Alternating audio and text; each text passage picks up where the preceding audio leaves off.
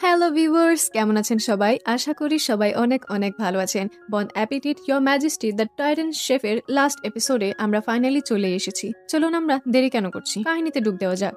শুরুতেই আমরা দেখতে পাই লাল পট্টিওয়ালা সৈনিকরা জিয়নের পা বেঁধে তার দিকে অগ্রসর হতে থাকে, কিন্তু তখনই গঙ্গিল তার সকল সাথীদেরকে ডেকে নেয় এবং তারা এখানে লাল পট্টিওয়ালা সৈনিকদেরকে ব্লক করে রাখে। এমন সময়ে গঙ্গিল জিয়নের পা থেকে বেরি খুলে তাকে সেখান থেকে নিয়ে যায়। জিয়ং এখানে গঙ্গিলকে জিজ্ঞেস করে এসব কি হচ্ছে। গঙ্গিল তখন বলে, আপনি যে লাল পট্টিওয়ালা লোকদেরকে দেখেছেন এরা হচ্ছে বিশ্বাসঘাতক এবং এরা যার ইশারায় কাজ করছে সে হচ্ছে রাজকুমার জেসন। জিয়ন বলে, মহারাজ কোথায়? গঙ্গিল বলে, তা আমি জানি না। জিয়ং তখন মহারাজের সাথে দেখা করার জন্য সেখান থেকে যেতে নেয়, কিন্তু গঙ্গিল তাকে আটকে নেয়। জিয়ং তখন বলে, কি করছো? মহারাজকে বাঁচানোটা জরুরি। গঙ্গিল তখন বলে, আপনি যদি সেখানে যান তাহলে বিশ্বাসঘাতকরা আপনাকেও মেরে ফেলবে, তাহলে কি হবে? মহারাজের জন্য সব থেকে বড় উপকার এটা হবে যে আপনি জীবিত থাকুন। জিয়ং তখন নিরুপায় হয়ে সেখানে দাঁড়িয়ে থাকে। এরপরে আমরা সেই বৃদ্ধ প্রতিমন্ত্রী এবং তার সাথে তার সেই দুই প্রতিমন্ত্রীকে দেখতে পাই যাদের আজকে সন্ধ্যায় মিটিং করার কথা ছিল। তাদেরকে রাজমাতা তলব করেছিলেন, যার কারণে তারা রাজমহলের দিকে যায়, কিন্তু পথিমধ্যেই তারা তলোয়ার হাতে রাজকুমার জেসনকে দেখতে পায় এবং তার মাথায় লাল পট্টি বাঁধা ছিল। তারা রাজকুমারকে এ ব্যাপারে জিজ্ঞেস করলে রাজকুমার বলে যে আমি তো শাহী আদেশ পালন করছি, আর আদেশ হচ্ছে হান পরিবারকে একদম গোড়া থেকে নির্মূল করতে হবে। বৃদ্ধ প্রতিমন্ত্রী এখানে বুঝে যায় যে তাদেরকে রাজমাতা তলব করেনি, তাদের সাথে ধোঁকা হয়েছে। সে তখন জিসানকে জিজ্ঞেস করে, তুমি কি ঈশ্বরে ভয় পাও না? জেসন তখন শয়তানের মতো হাসতে থাকে এবং বলে, যদি তোমাকে এখন আমি মেরে দেই তাহলে এর দায়ভারও আমাদের বেচারা মহারাজের কাঁধে যাবে। এটা বলে জেসন ওই বৃদ্ধ প্রতিমন্ত্রী এবং তার বাকি দুই সাথীকে মেরে ফেলে। এরপরে আমরা রানীকে দেখতে পাই। রানী রাজকুমার ছিমিয়ংকে বুকে নিয়ে তার কক্ষে বসেছিল এবং বাইরের মৃত্যুর আর্তনাদ শুনে তারা দুজনেই অনেক ভীত ছিল। এমন সময়ে রাজকুমার জেসং সেখানে তলোয়ার হাতে নিয়ে কক্ষে প্রবেশ করে। রানী বলে, কি হয়েছে জেসং, আমাকে সবকিছু জানাও। জেসং তখন বলে, আমাদের মহারাজ আবার হিংস্র হয়ে গিয়ে রাজমাতাকে খুন করে দিয়েছে। রানী বলে, তুমি কি বোঝাতে চাচ্ছ? রাজমাতা আর আমাদের মাঝে নেই? জেসং বলে, এটা অনেক দুঃখের ব্যাপার, এজন্য আমি দ্রুত রাজমহলের দিকে চলে এসেছি। রানী মহারাজের কথা জিজ্ঞেস করলে জেসং জানায় মহারাজ সালগোজি জঙ্গলে গিয়েছেন, তিনি সবকিছু ধ্বংস করে দিতে চাচ্ছেন। রানী জিজ্ঞেস করে, তাহলে আমরা এখন কি করব? জেসং বলে, আমাদেরকে দ্রুত নতুন মহারাজ কায়েম করতে হবে। রানী বলে, নতুন মহারাজ এত দ্রুত আমরা কোথায় পাবো? তখন জেসং বলে, আমাদের রাজকুমার ছিমিয়ং হবে নতুন মহারাজ। কিন্তু রানী এতে সায় দিচ্ছিল না। তখন রাজকুমার জেসং বলে, আপনি কি চান সবকিছু ধ্বংস হয়ে যাক? রানী তখন বলে, আমার 3 দিন সময় লাগবে। রাজকুমার জেসং বলে, 3 দিন নয়, কালকের সূর্য ওঠার সাথে সাথে আমাদেরকে নতুন মহারাজ নির্বাচন করতে হবে। রানী বলে, আমার ছেলে তো এখনো অনেক ছোট, আর যদি কালকে মহারাজ আসে আপনারা তার সাথে কিভাবে লড়বেন? রাজকুমার জেসং বলে, সালগোজি জঙ্গল থেকে মহারাজের জীবিত ফেরাটা এখন অনেক কষ্টকর হয়ে পড়বে। পরের দৃশ্যে আমরা সালগোজি জঙ্গলে দেখতে পাই সেখানে লাশের একটি স্তূপ হয়ে গিয়েছিল। এখানে এতগুলো লাশের মধ্যে সেনাপতি সুইয়ক মহারাজকে খুঁজছিল। সে একটি লাশের নিচে মহারাজকে দেখতে পায়, মহারাজের শরীর নড়ছিল না। এটা দেখে সুইয়ক চিৎকার করে ওঠে। পরের দিন সকালে আমরা দেখতে পাই রাজকুমার ছিমিয়ং এর রাজ্যাভিষেক হচ্ছে। রানীর মুখের ভঙ্গি দেখে আমরা বুঝতে পারি রানী এক প্রকার ভয় পেয়ে এবং বাধ্য হয়ে রাজকুমার জেসং এর কথাগুলোকে অনুসরণ করছে। এরপরে আমরা জেসং এর অনুসারী প্রতিমন্ত্রীদেরকে দেখতে পাই তারা বাজারে গিয়ে এই রটনা রটিয়ে দেয় যে মহারাজ গত রাতে পাগল হয়ে হান পরিবারের সকলকে খুন করে দিয়েছে। জীবিত ছিল কেবল রানী এবং রাজকুমার, এবং হয়তোবা এখন রাজকুমার ছিমিয়ংকে রাজা হিসেবে ঘোষণা করা হবে। এখানে রাজকুমার ছিমিয়ং এর রাজ্যাভিষেক পরিপূর্ণ হয়। রাজকুমার ছিমিয়ং এখানে জোসনের 11তম মহারাজ ছিল। পরের দৃশ্যে আমরা জেসংদেরকে দেখতে পাই। জেসং সবাইকে বলে, তোমরা এতদিন অনেক কষ্ট করেছো, আজকে থেকে আমাদের কষ্ট করতে হবে না। অত্যাচারী রাজা ইয়নহির শাসনামল শেষ হয়ে গেছে, এখন থেকে আমরা অনেক ভালোভাবে দেশ চালনা করব।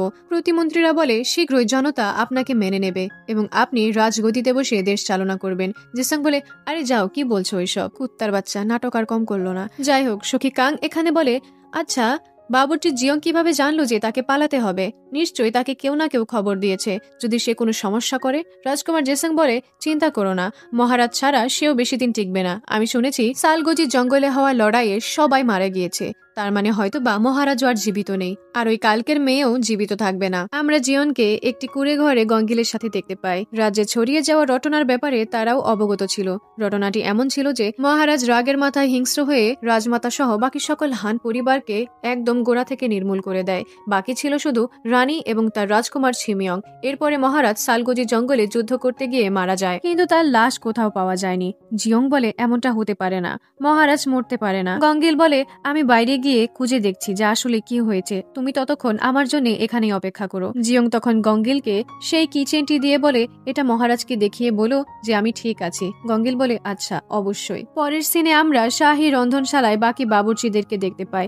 তারা জিয়ং এর জন্য অনেক চিন্তিত ছিল। গিলগাম তো এখানে কান্নাই করে দিয়েছে। তারা এখানে বিশ্বাসই করতে পারছিল না যে মহারাজ এতটা হিংস্র হতে পারে। রাতারাতি সবকিছু কেমন পাল্টে গেল।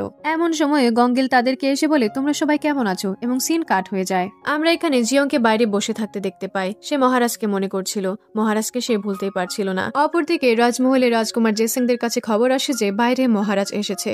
তারা বাইরে গেলে দেখতে পায় মহারাজ সেখানে উপস্থিত ছিল। মহারাজের সারা শরীর রক্তাক্ত ছিল। মহারাজ এখানে বলে, চাচাজি আমার আসতে কি দেরি হয়ে গেছে? জেসং বলে, আসুন মহারাজ, আপনাকে স্বাগত জানাই।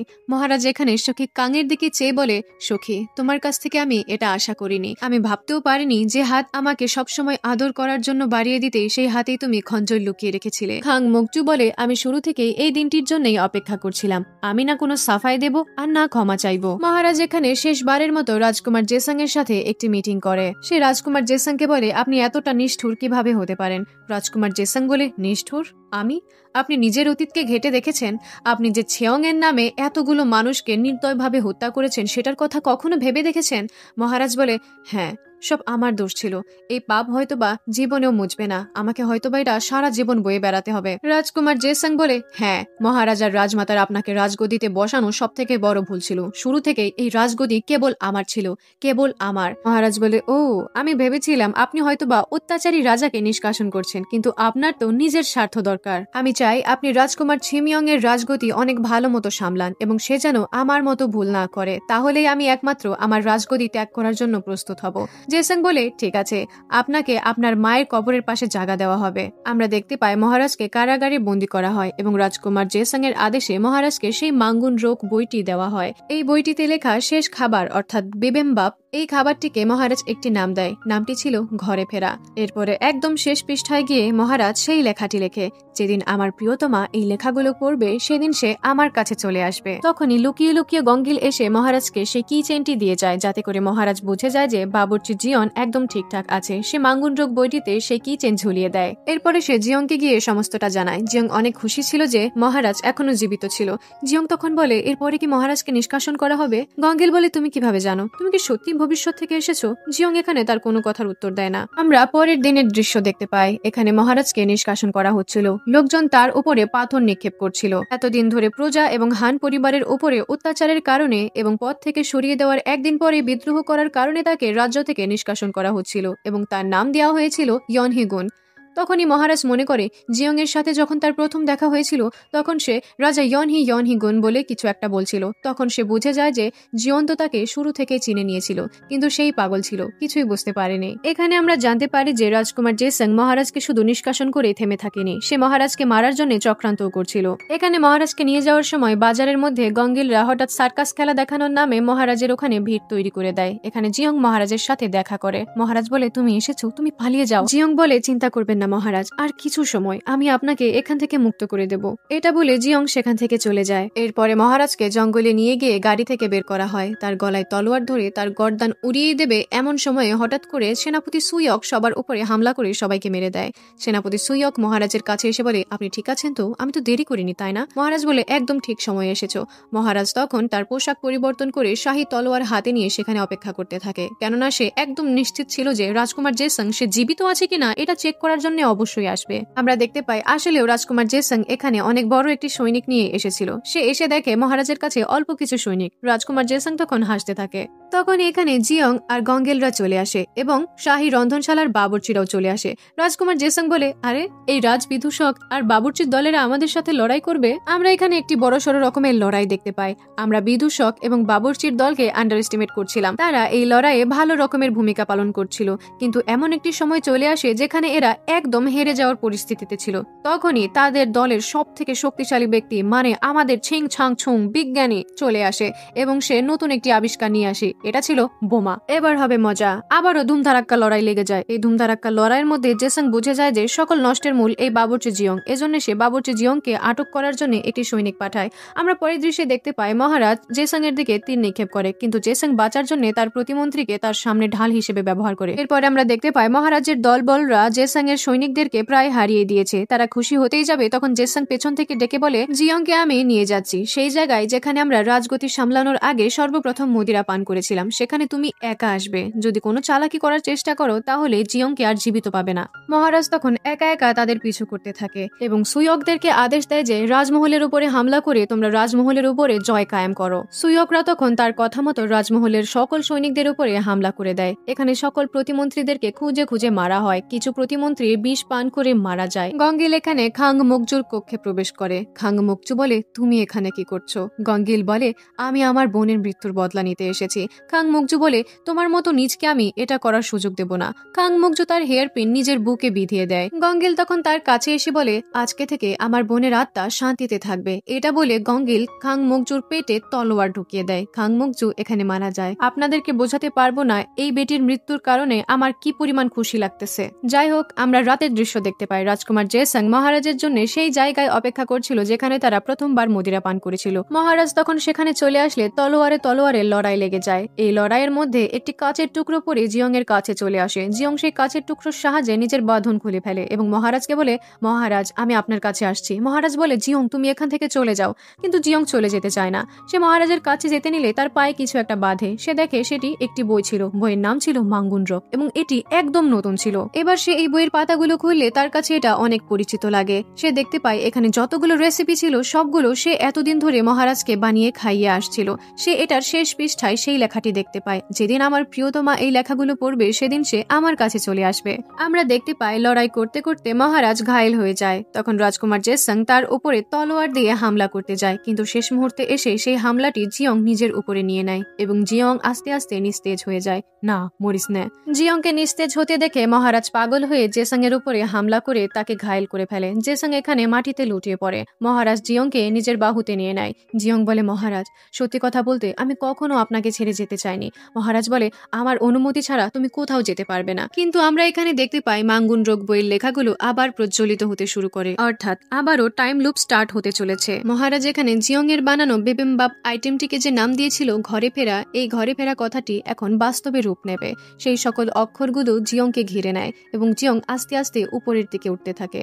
মহারাজ বইটিকে বন্ধ করার চেষ্টা করে, কিন্তু বইটি বন্ধ হচ্ছিল না। সেখান থেকে একটি পৃষ্ঠা ছিঁড়ে পড়ে যায়। জিয়ং এখানে হাওয়ায় মিলিয়ে যায়। মহারাজ এখানে কান্নায় ফেটে পড়ে। তখনই হঠাৎ করে জেসং মহারাজকে আক্রমণ করার জন্য এগিয়ে আসে, কিন্তু মহারাজ জেসং এর পেটে তলোয়ার ঢুকিয়ে তাকে সেখানেই মেরে ফেলে। মহারাজ এরপরে মাটিতে লুটিয়ে পড়ে এবং তার কাছে সেই ছিঁড়ে যাওয়া পৃষ্ঠা এসে পড়ে। চলুন এখন আমরা জোসন ডাইনেস্টি থেকে 2025-এ শিফট করি। আমরা দেখতে পাই জিয়ং এর সেন্স ফিরে আসে এবং সে হসপিটালে ভর্তি ছিল। সে ভাবে হয়তোবা এতক্ষণ সে স্বপ্ন দেখছিল, কিন্তু পরক্ষণে সে তার কাঁধে একটি তলোয়ারের আঘাত দেখতে পায়, যার কারণে সে বুঝে যায় যে এটা কোনো স্বপ্ন ছিল না, অর্থাৎ মহারাজের কি হয়েছে। সে মাঙ্গুনরক বইটিকে খুলে দেখতে থাকে। তার বাবা তার কাছে এসে তাকে জড়িয়ে কান্না করতে থাকে। এরপরে তাকে হসপিটাল থেকে ডিসচার্জ দেওয়া হয়। জিয়ন তার রুমে গিয়ে ইন্টারনেটে ইয়নহি গুন লিখে সার্চ করলে দেখতে পায় ইয়নহি গুনের লাশ কেউ খুঁজে পায়নি। জিয়ং বুঝে যায় যে ইতিহাস পরিবর্তন হয়ে গেছে, অর্থাৎ সে যদি এখন আবার অতীতে ফিরে যায় তাহলে মহারাজের সাথে দেখা করতে পারবে। সে তখন মাঙ্গুনরক বইটিকে বের করে সেই পঙ্কোক্তিগুলোকে আবৃত্তি করতে থাকে, কিন্তু কিচ্ছু হচ্ছিল না। সে তখন বাথরুমে যায়, কেননা প্রথমবার সে প্লেনের বাথরুম থেকে অতীতে ট্রাভেল করেছিল, কিন্তু এখানে কিচ্ছু হচ্ছিল না। সে অনেক কান্না করে। আমরা এখানে কয়েকদিন পরের দৃশ্য দেখতে পাই। জিয়ংকে ইনফান্ট নামক একটি হোটেল থেকে ডাকা হয়। সে সেখানে গেলে তারা জানায় যে তাদের হোটেলে মিশলিয়ান 3 স্টার শেফের সিলেকশন চলছে। যদি এবারেও কোনো মিশলিয়ান স্টার না আসে তাহলে হোটেল বন্ধ করতে হবে। এজন্য সেখানকার ম্যানেজার জিয়ংকে রিকোয়েস্ট করে সে যেন 1 মাসের জন্য এখানে কাজ করে। জিয়ং রাজি হয়ে যায় এবং সে বলে, তোমরা যে খাবারের মেনুটি দেখাচ্ছ এতে করে কখনো মিশলিয়ান 3 স্টার শেফ হবে না। আমাকে এটার মেনুতে কিছু পরিবর্তন আনতে হবে। এরপরে জিয়ং এর সাথে সেখানকার বাবুর্চিদের পরিচয় করিয়ে দেওয়া হয়। জিয়ং অনেক অবাক হয়ে যায়, কেননা এখানে ছিল বাবুর্চি এম, বাবুর্চি মিয়াংসুক, বাবুর্চি সিম, বাবুর্চি মিন এবং বাবুর্চি গিলগাম। সে তখন গিলগামকে ডাক দিলে গিলগাম বলে, আমি গিলগাম নই, আমি হচ্ছি সুনগাম। জিয়ং তখন তাদের সকলকে বলে, আমি হচ্ছি শেফ ইয়ন জিয়ন এবং আমি আপনাদের হেড শেফ। আপনাদের সাথে কাজ করতে অনেক মজা হবে। জিয়ং এখানে একটি নতুন মেনু তৈরি করে, যেখানে জোসন ডাইনেস্টিতে মহারাজকে যে সকল খাবার খাওয়ানো হতো সেই সকল খাবার ছিল এবং জিয়ন এই মেনুর নাম দেয় মুখ্য বাবুর্চির রন্ধনশালা। ইন্টারনেটে তাদের অনেক প্রশংসা ছড়িয়ে পড়ে। সকলের তাদের এই খাবার প্রসেসটি ভালো লাগে। পরের দৃশ্যে আমরা দেখতে পাই হোটেলে একজন লোক প্রবেশ করে এবং এই লোকটি একদম মহাসচিব এম সংজের মতো দেখতে ছিল। সংজে এখানে মুখ্য বাবুর্চির রন্ধনশালা রেসিপির সকল আইটেম অর্ডার করে এবং সংজে এখানে নিজেকে মিশলিয়ান দাবি করছিল।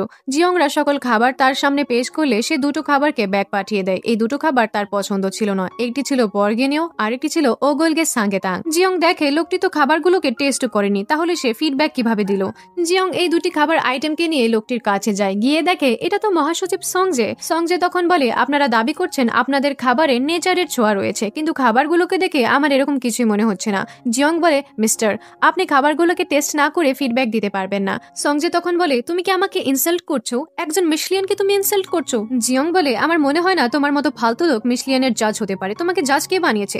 লোকটা তখন রেগে যায়। লোকটা দাঁড়িয়ে বলে, তোমার ফিডব্যাক চাই তাই না? আচ্ছা, এখনই দিচ্ছি তোমার ফিডব্যাক। এমন সময়ে পিছন থেকে একটি আওয়াজ আসে। আওয়াজটি এমন ছিল, যদি খাবার এতই ভালো থাকে তাহলে আমি নিজে এই খাবারের স্বাদ গ্রহণ করতে চাই। জিয়ং পিছন থেকে তাকিয়ে দেখে এটা আমাদের ডিজিটাল মহারাজ। লোকটি তখন আমাদের মহারাজকে বলে, তুই কোথা থেকে এলে আবার? মহারাজ বলে, তুমি আমাকে তুই করে বলার সাহস কি করে পেলে?